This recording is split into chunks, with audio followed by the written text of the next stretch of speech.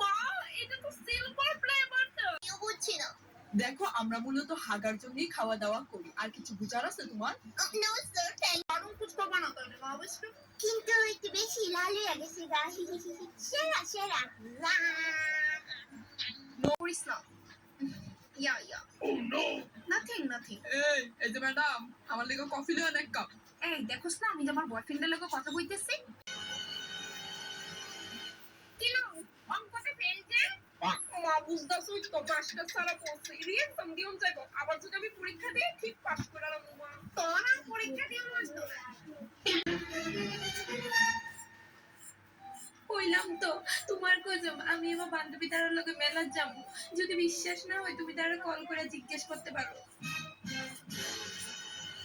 আচ্ছা ঠিক আছে, তুই এনো দাঁড়া, আমি আনতাছি।